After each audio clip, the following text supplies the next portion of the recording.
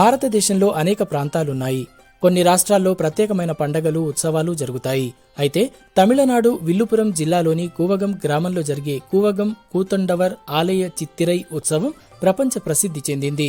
ఈ ఉత్సవంలో ప్రధాన ఘట్టమైన తిరుతొరట్టం గురువారం నాడు జరిగింది. ఈ ఉత్సవాల్లో వేలాది మంది భక్తులతో పాటు ట్రాన్స్జెండర్లు ఆలయానికి వచ్చారు. ఈ ఆలయంలో జరిగే చిత్తిరై ఉత్సవం ఏప్రిల్ 9వ తేదీన సగై వర్తల్ కార్యక్రమంతో ప్రారంభమై అప్పటి నుండి కొనసాగుతూనే ఉంది. దీని ప్రధాన ఘట్టమైన తిరుతొరట్టం అత్యంత వైభవంగా జరిగింది.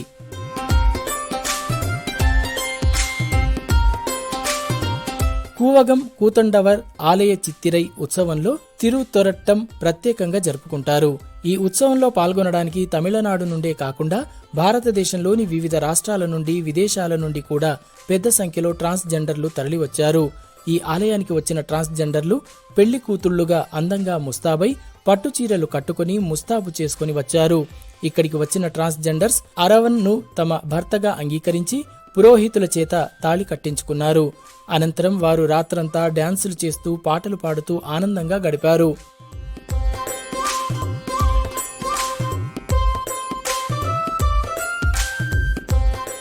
ఉత్సవంలో చివరి ఘట్టంగా గురువారం ఉదయం సుమారు 8 గంటలకు అలంకరించిన అరవన్ తలకు ప్రత్యేక పూజలు నిర్వహించి ఆలయంలో శుభప్రదమైన వాద్య పరికరాలను ప్రతిష్ఠించారు.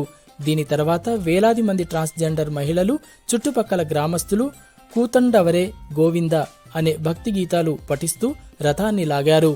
రథం ముందు ట్రాన్స్జెండర్ మహిళలు కర్పూరం వెలిగించడం, కొబ్బరికాయలు కొట్టడం, డప్పులు కొట్టడం వంటి దృశ్యాలు భక్తులను మంత్రముగ్ధులను చేశాయి. రథయాత్ర ముగింపులో రథం మండపానికి చేరుకున్నప్పుడు అరవన్ కాపు సమర్పించే పౌరాణిక క్రతువు జరిగింది. ఆ సమయంలో వధువుల రూపంలో ఉన్న ట్రాన్స్జెండర్ మహిళలు తమ నుదిటిపై కుంకుమ పసుపును తుడుచుకొని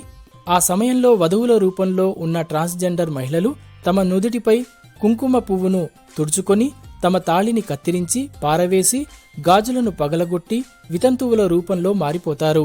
తమ భర్తలను కోల్పోయిన దుఃఖంతో వారు విలపిస్తున్న దృశ్యం ప్రేక్షకులను కదిలించింది. అంటే ఒక్క రోజులోనే వాళ్లకు కళ్యాణం చేసుకున్నట్లుగా సంతృప్తి చెంది, అటుపై ఆ సంతోషం దూరమైనట్లుగా బాధపడుతూ తిరిగి ఏకాంత జీవితాన్ని గడుపుతామని చెబుతున్నారు.